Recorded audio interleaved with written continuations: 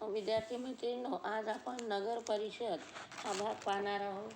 तर मागील पाठामध्ये आपण पाहिलं होतं भागामध्ये की नगरपंचायत नगरपंचायतीविषयी माहिती पाहिली होती. आता आपण या भागामध्ये नगर परिषदेविषयी माहिती पाहणार आहोत. तर लहान शहरासाठी नगर परिषद हे स्थानिक शासन निर्माण केले जाते.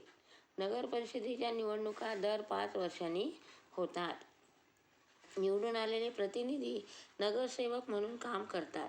नगर परिषदेच्या निवडणुकांसंबंधी असणाऱ्या कायद्यात अलीकडेच काही बदल झाले आहेत. आता प्रत्येक वेळेस कायद्यामध्ये बदल होतात आणि ते यावेळेस कोणते बदल झाले? त्यानुसार नगर परिषदेच्या अध्यक्षाची जनतेकडून थेट निवडणूक केली जाते. नगर परिषदेची जी जनता असेल त्यांच्याकडून त्या अध्यक्षाची निवड केली जाते. निवडणूक एकाच वेळी घेण्याविषयी तरतूद करण्यात आली आहे. म्हणजे नगर परिषदेची निवडणूक एकाच वेळी होत असते. नगर परिषदेच्या सर्व सभांचे अध्यक्षस्थान नगराध्यक्ष भूषवतो. तेथील कामकाजाचे नियम करतो. नगर परिषदेच्या आर्थिक प्रशासनावर नगराध्यक्ष लक्ष ठेवतो. नगर अध्यक्षाच्या गैरहजेरीत उपनगराध्यक्ष नगर परिषदेचे कामकाज पाहतो. आता नगराध्यक्ष जर उपस्थित नसेल तर त्या ठिकाणी कामकाज कोण पाहते? उपनगराध्यक्ष कामकाज पाहत असतो. नगर परिषदेला काही कामे करणे बंधनकारक असते. ती आवश्यक कामे म्हणून ओळखली जातात. उदाहरणार्थ, सार्वजनिक रस्त्यावर दिवाबत्तीची सोय करणे, पाणी पुरवठा, सार्वजनिक स्वच्छता आणि मलिनसारणी व्यवस्था करणे, जन्म, मृत्यू, विवाह यांची नोंद ठेवणे इत्यादी.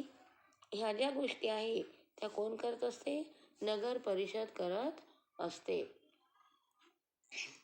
या व्यतिरिक्त नगर परिषद जनतेला अधिक सेवा सुविधा मिळाव्यात म्हणून अन्यही काही कामे करते. त्यांना नगर परिषदेची ऐच्छिक कामे असं म्हणतात. जरी त्यामध्ये नमूद नसेल बाकीची कामे तरी सुद्धा नगर परिषदेत आपल्या स्वइच्छेने काही कामे करू शकतात.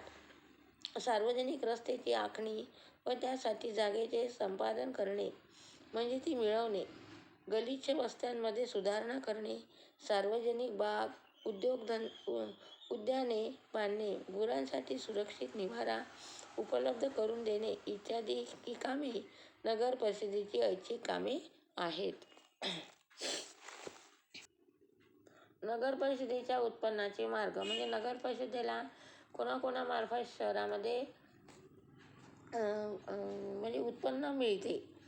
तर घरपट्टी, शिक्षण कर, पाणीपट्टी, बाजारावरील कर आणि राज्य शासनाकडून मिळणारे अनुदान हे आहे त्यांचे उत्पन्नाचे मार्ग. याकडून त्यांना पैसा मिळत असतो.